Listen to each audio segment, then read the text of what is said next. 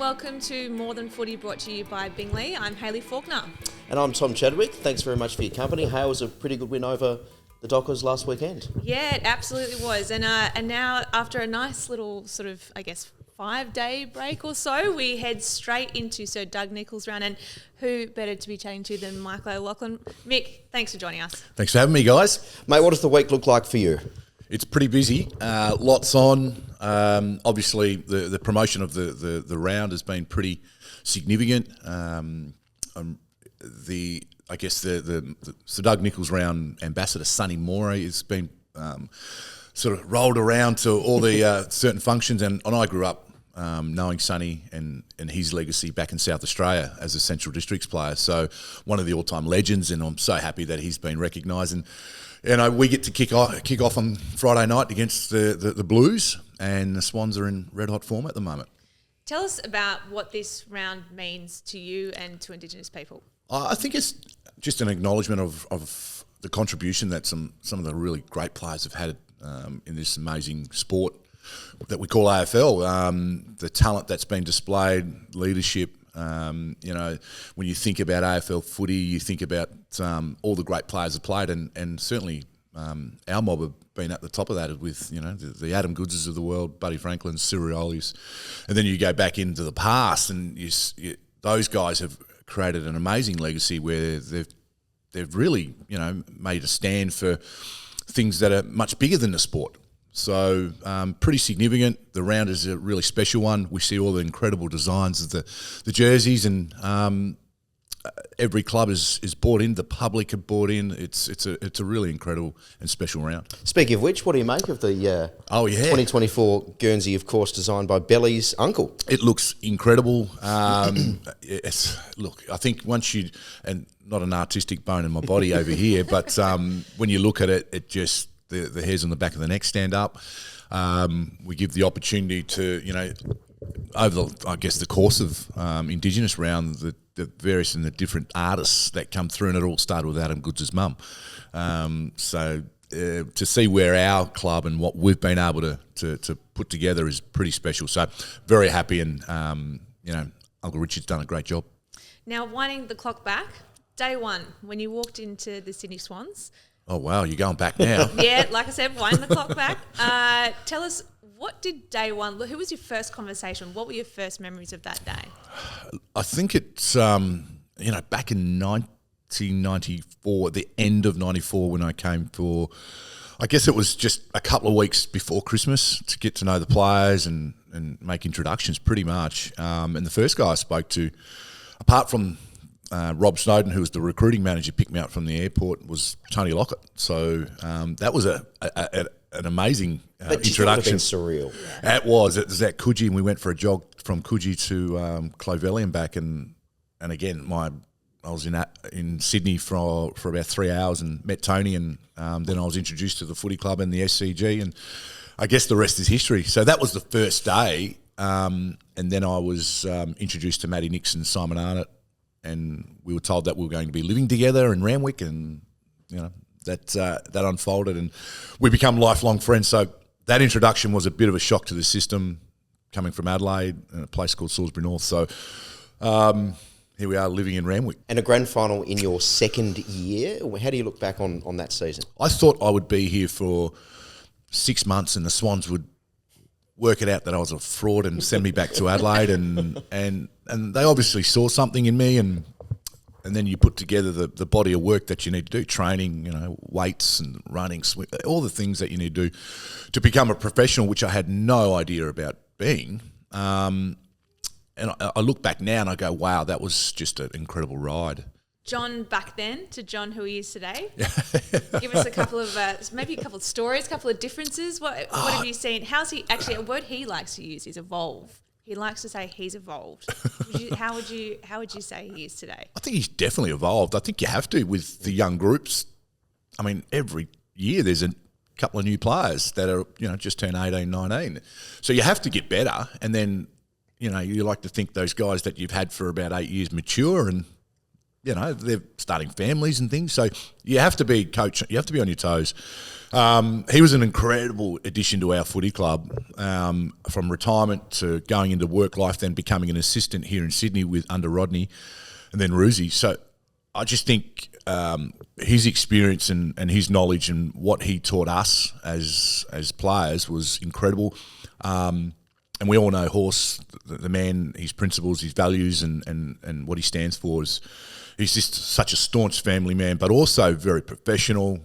He's got some empathy for what's happening in home life and very caring and that bond with his players. And I had him as an assistant. It's just really special. And he'd walk in a burning building for you. You can see something special building amongst the team here, and I'm not going to throw the F word out that John always says, don't say it. But can you see similarities between the 05 team and the vibe, I guess, and the feeling amongst the team building here to what the 05 team had? Oh, you see, I'm probably built in the same model. You won't get that out of me either. So John's done well then. It's minute by minute, hour by hour, day by day, week by week. There's no cliches on the podcast. I know. You've obviously read our media notes. It's like as football players, that's what you're taught early. Prepare. Yep. Prepare, because you don't know what's going to happen out on the ground. The player that you thought was going to play on you probably is going somewhere else and you're playing on someone else. So you've got to know everything about every player. You've got to know the style and what the opposition are going to bring.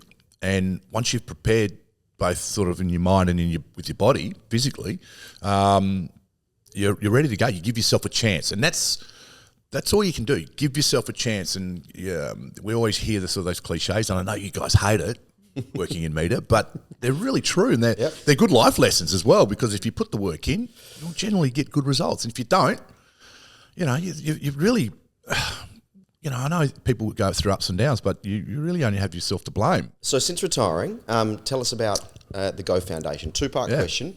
How did it start and why? And why are you so passionate about it? The Go Foundation, as you can tell, the smile on my face. Straight away. It's probably the best thing that Adam and I will ever do. Adam was still playing, and I spoke to him and I said, look, I'm not too sure how we do it, but we got to try. And what are your thoughts? He goes, I'm in. And the Go Foundation started, and we were doing a lot of things for different communities, but we settled on education. We thought that was the best way forward for our people, and we just wanted young kids to have things that we didn't growing up, and that was never miss an excursion, have the right clothing, uniforms. You need new runners, or you got new runners now. So there's those little things that just help mum and dad or grandma or grandpa, just help them out. It takes the stress away to going and having a great time at school that day. And the Go Foundation is an integral part of what we're trying to do. It's now, entrenched here at Sydney as one of the community partners. We have an officer here, so I still get my footy fix when I come and watch the boys train every now and then, and even Adam pops his head in and sees it and watches it, and so it's a really great, connector there. But the Go Foundation is a non-sporting scholarship program. You don't have to play sport to be a part of what we're trying to put together, and we have more girls than boys. So really special. We just want our kids to finish year 12, go to TAFE, go to uni, go into employment, and we're doing, I think we're doing really, really well in that space, and they're great kids. Talking about footy specifically, and slightly linked clearly, the QBE Sydney Swans First Nations Academy. Yeah. It's been going for only a couple of years. It started with 7 kids. It's now 62 in 2 years. Yeah. How's the growth of that, and does that inspire you and it make you warm and fuzzy? It does again. I mean, I think that's my nature. And I was able to sort of pull that together. Jared Hodges, who's based here at the Swans, as our Indigenous community guy, he's just an unbelievable manager of people and being able to bring all communities and the kids together. I get the lucky part. I run a business, ARA Indigenous Services, who are the major sponsor of that academy, and the program itself just runs around making sure that our young people are strong in mind and body. And we talk a lot about mental health and fitness, and they get to come and kick a footy, but it's all around, making sure they've got strong minds, strong bodies. And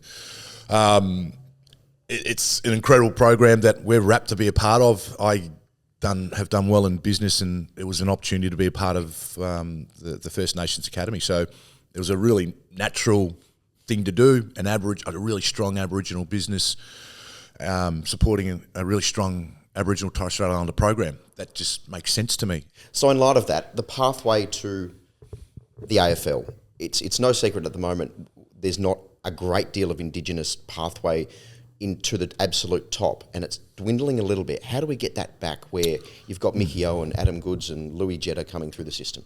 It's a really great question. I'm not too sure what the answer is. I think programs like what we're doing here at Sydney with all of our players, you know, out of the, let's call it 300 kids, you might find one that's got the ability and something special that that they can go on further with their dreams about playing AFL football. We'd love that, but when you think about the other states and territories and what they're doing, so the talent, the programs are definitely there. I'm not too sure what clubs are looking for, and I know here at Sydney that I know when I speak to Goodsy's always, hey, so have we got any Aboriginal Torres Strait Islander players coming through the system? And I said, there's a heap of players, boys and girls, that are in the academy, and I guess they get to that critical age around, is this something that I really want to pursue and do?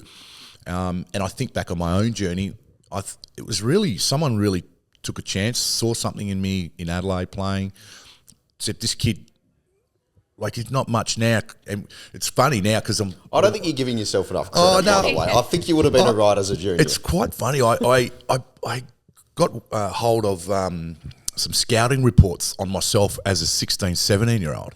And I got a great mate, Peter Argent, who's in Adelaide, and he's a photographer with a great essay, NFL photographer. And he reached out to me on social media. He said, Micky, saw you, we spoke, but here's my details, and would you be interested in looking at some scouting reports on yourself? And I was like, what are you talking about? And it was quite amazing that Swans Adelaide-based scout had handwritten on a piece of paper these notes on a player, and he said, I just saw this kid called Michael Lachlan, shows a bit of ability, and then I'm going to go watch him again next week. So there's these 3 or 4 scouting reports were just incredible, and I sent them to my mum. My mum was crying because it was like, wow, like just plucked out of nowhere. So I guess the moral of the story, someone's always watching. You don't know when and who, but always give it your best shot and have a crack at it. So I'm forever thankful that happened to me. Now, how do we address the situation with those numbers dwindling? I don't know. It's a really one I think that the AFL and certainly football clubs need to lock themselves in a room a little bit and go, why has that happened? But the Swans have had great success with their Indigenous players. So I think we and others need to continue to improve that and how we can get better, because I think that's football in general. How do you get better? How do you improve? Because the opposition are, and the game always evolves and never stands still for anybody. So programs and identification is really important. And then there's the patience. Like they had patience as a skinny 17-year-old, 70-kilo player that he can't run a lap of the oval right now, but could he improve? And again, I'm forever thankful for that. And there's another bloke called Adam Goods who was plucked at 47, I think it was, in the draft that they took a chance on. So, and he played soccer for most of his life. So they're out there. We just got to do the work. Speaking of Goodsy, do you think there'll be a time where we see Goodsy in the stands at a Swannies game? I hope so. I mean, he's got 1,000 things he's doing. It's not like he's sitting around at home. I have no doubt. I struggle catching up with him myself. I see his beautiful kids quite often, and he's written a children's book. My kids have it. There you go. So, and he's the godfather of my kids. So he texts them and speaks to them more than he does me. It's good. But no, we're great mates. I'll see him on Sunday, I think it will be, and it's a real, as I said, like the excitement and the certainly for this round in particular, Indigenous round. I'd love him to be part of that, but he'll get there in his own time, and I think time does heal, as you said. Time does heal old wounds. But, I think just not right now. I think he's quite comfortable doing what he's doing. He does take an interest if the team's winning, and it's quite interesting. He said, "Who's this Gordon player?" I said, "You don't know Errol." And I reckon he would now. Oh, he definitely knows. Now he goes, "Oh, he plays okay." And I was like, "Oh, you reckon?" So, it's quite interesting. He still watches it every now and then when he can. But, he's got 1,000 things, as I said before. Speaking of Goodsy, and just before we wrap up, I'm going to put you right on the spot here. Yeah. You're starting a new team. You're allowed to take two of these players, all right? Lance Franklin. Yep. Cyril Rioli. Gavin Wanganeen. Adam Goods or Magic McLean. Wow. So you're allowed to take two. Damn, you've really put me in it there, haven't you? Yep. Oh, man. I'm taking Adam. Okay. Because Adam can play multiple positions. Yep. He's kicked 400 and something goals. 2 Brownlows, obviously, but could play back, mid, or forward. So there's my utility there. Oh, man, you've done it for me, man. Gavin Wanganeen was my favourite player growing up. We played for the Salisbury North Footy Club in SA. He was older than me, but he was a hero. Oh, Andy McLeod. You didn't even mention Andy, did you? No, I know, and trust Andy me, I've got a list of about 20 that could be. Oh my God. Sorry, Gav, I'll have to take Bud. So I've gone Goodsy and Bud. Gav. Goodsy and Bud. Goodsy and Bud. Goodsy taps it to himself, takes 3 bounces, hits Bud on the chest. Bud turns around, handballs back to Goodsy, running from the centre and kicks a goal. So that's pretty. That's a solid game plan. No defense because Goodsy kicks when he Exactly. taps. So that's the best I can do for you, mate. Perfect. Well, thank you so much for your time today, Mick. We really appreciate it. It's especially in the lead up to Sir Doug Nicholls Round. We're so excited. The Guernsey looks great, and we can't wait to see you there on Friday night. Thanks for having me, guys. Appreciate it.